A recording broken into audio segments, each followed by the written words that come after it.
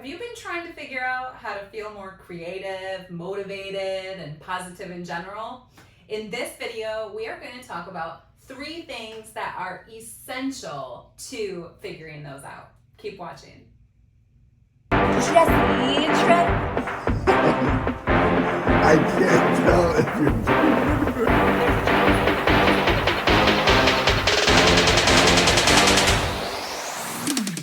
Hello, beautiful people. Thank you for tuning into this video. Last week we talked about unhelpful thinking habits and breezed through the 10 most popular ones that we fall into. And this week we're moving forward. We're starting to add some tools to our tool belt to help us take control of our thinking and shift ourselves from where we may be falling into negative, unhelpful thinking that stops joy, that puts a block for motivation and creativity, and moving more into a positive thought process that gives us more momentum, that helps us enjoy our life more, that gives us more clarity on how to tackle and move through life. So here are 3 strategies to tackle all of the above, and we're going to start with self-talk. So self-talk sometimes comes naturally to you. Maybe you're more of a positive thinking person, maybe you're more of a negative thinking person. And that isn't always from upbringing, culture, it's sometimes personality. So if you're a positive thinker, good for you. Awesome, that's great. And if you're a negative thinker, that's okay too. It just means that you need to invest a bit more effort into noticing your thoughts and giving them a new route. So positive or negative, it's still all okay. It's just figuring out where your starting point is. And just as the name says, self-talk is how we talk to ourselves. So I'm going to give you 2 examples here, and let's see what these 2 different types of self-talk look like. Ugh. I just am not a good painter. Did I not learn anything over these past couple of years? Nothing even looks real here. I think I need to add more. This is so discouraging. I think I might just have to throw this away. You really suck at painting.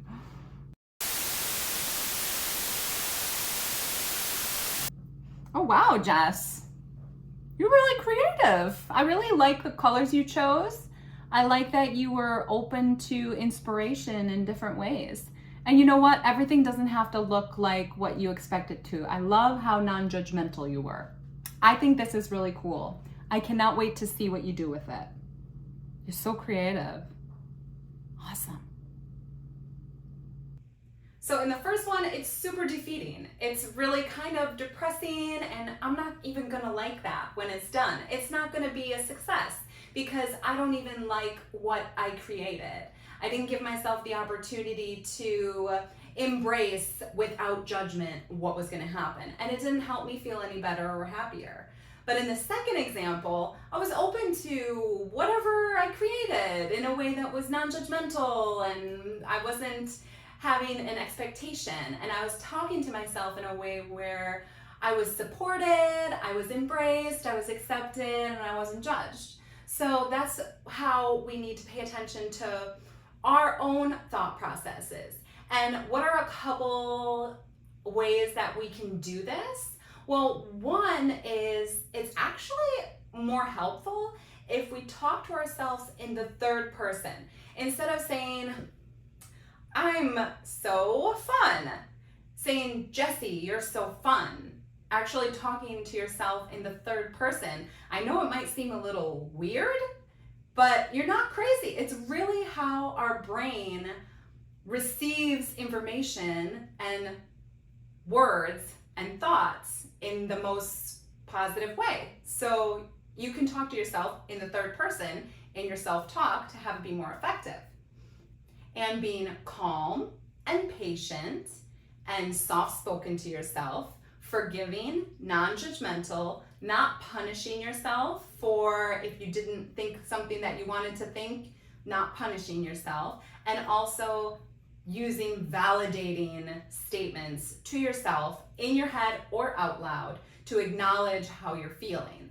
And that leads into the next one, which is validation. Validation is when we allow ourselves or others to be seen and to acknowledge feelings and emotions and experiences for what they are, instead of discounting or trying to fix. So I'm going to give you an example of an invalidating experience and a validating experience. Hey, yeah, thanks for calling. I just wanted to talk to you about this. I really got my feelings hurt from Katie and Elliot. I really was looking forward to our usual Wednesday lunch, and for some reason they didn't let me know where we were going, or they didn't invite me, and it really hurt my feelings. Oh my gosh. That's so weird. Like, you know what you should do? You should call them and right away and like ask them like why that happened. Or you know what else you could do? You could just like not go to lunch anymore.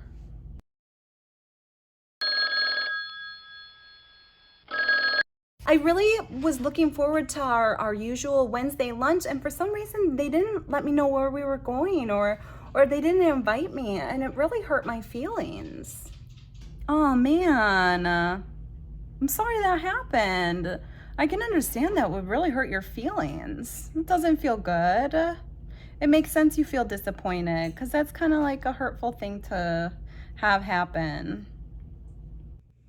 Validating experiences make us feel seen. They make us feel like we are safe and accepted and important. So validating ourselves and our emotions is essential to feeling safe in our own bodies, in our own world. So if you are feeling sad, instead of trying to escape out of that sadness or pushing it down and saying, no, I can't be sad, or no, I can't be angry, that doesn't make sense, that's not acceptable, actually allowing yourself to feel that sadness or that anger and understanding, okay, I am sad, I am angry.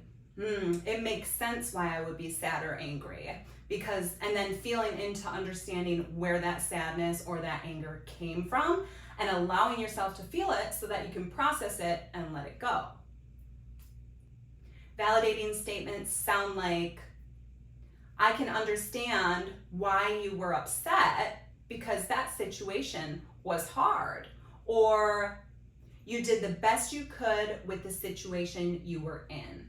And the last thing we'll touch on today is diffusion. Diffusion exercises are a cognitive method. Cognitive is anything to do with your mental thought processes or your brain. So they're an activity that you can do if the positive self-talk and the validation just isn't cutting it. You need something a little bit more to help separate you from your feelings and emotions. Because if there's a lot of stuff going on around you and you're really stressed, or you're starting to feel anxiety, or you're getting kind of depressed, all of that stuff can start to really cloud in on you. And it's hard to think clearly or have joy or creative feelings or motivation when everything feels so dense. So these diffusion exercises help to create space between you and your emotions. So you can Google diffusion exercises and you'll come up with tons. There's so many, but I'm going to give you my favorite example today. My favorite diffusion exercise is the beach ball. And the beach ball represents your thought or your situation. So for this example, my beach ball is traffic and having terrible traffic when I'm driving. So you're sitting in this body of water and all of a sudden you have this huge beach ball in front of you, and traffic is horrible and this beach ball is sitting right in front of you. And you can't see anything because this beach ball is there. So you push the beach ball down and you try to cover up the fact that there's traffic everywhere and you're annoyed by it and it's frustrating you. So you push it down and you're like, ugh. Well, what's gonna happen? The beach ball is just gonna bounce right back up in your face. So it doesn't help to push it down under the water and have it bounce right back up in your face. So what is the solution? What is the diffusion exercise? You sit there and you float in the water and you allow the traffic to be that beach ball, and you don't try to push it down, you don't try to change where it's at, you don't try to do anything with it, you just let it float. You let the beach ball float around you, and you envision that beach ball just floating on the surface of the water. The traffic is just floating around you. You are in the water, feeling your body in the water, looking at the surface of the glistening water, looking at the sunset in the sky, looking at the birds flying, looking at the environment you're in.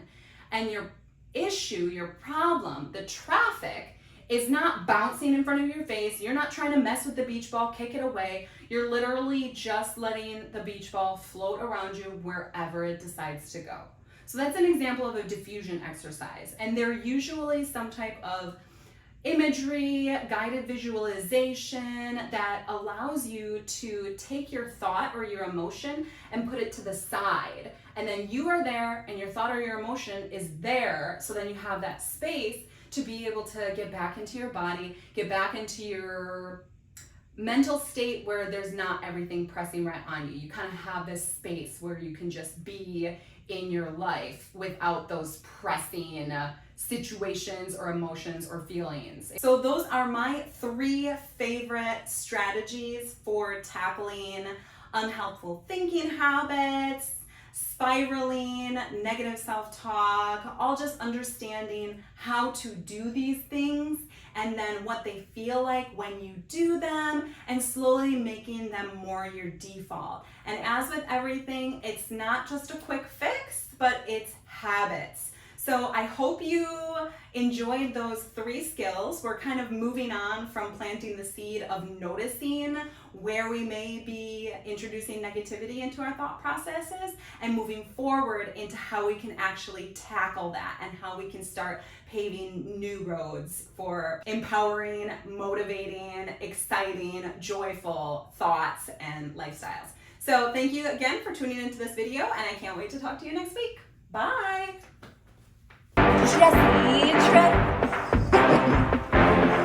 can't tell if you're